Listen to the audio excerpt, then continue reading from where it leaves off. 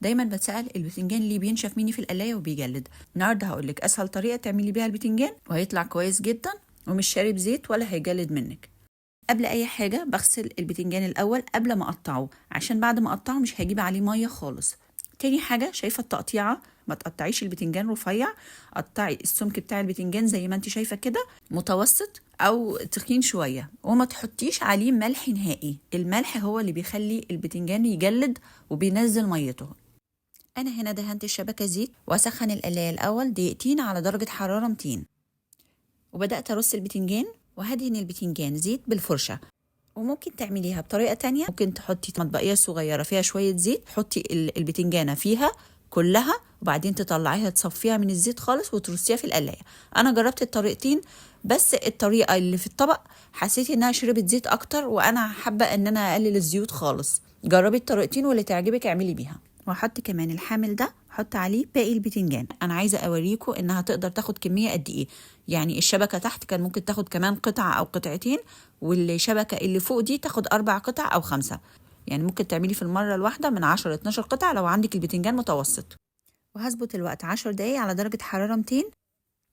وده لونها طبعا اللي فوق اتحمر اسرع من اللي تحت. هقلبها وهدهنها برضو زيت واشغل عليهم تاني 10 دقايق. انا مستنيتش ال10 دقايق يخلصوا، فتحت بعد 5 دقايق بس لقيت البتنجان اللي فوق اتحمر جدا من الجهتين، مش محتاج يتساب اكتر من كده. هشيل اللي فوق وهشيل الشبكه.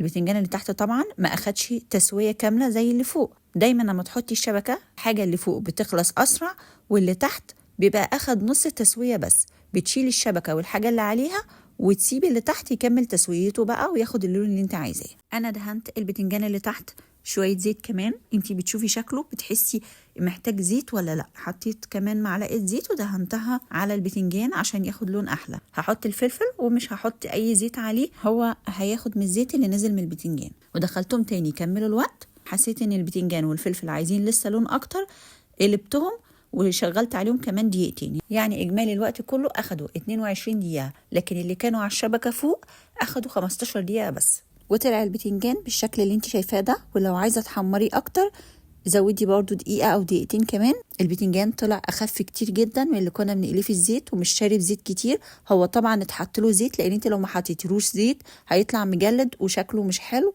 ومش هيعجبك خالص. لكن طبعا ما يتقارنش باللي كان بيتقلى في زيت غزير. ولو عجبك الفيديو ما تنسيش اللايك واكتبي لي رايك في التعليقات، واشوفكم على خير في فيديو جديد باذن الله.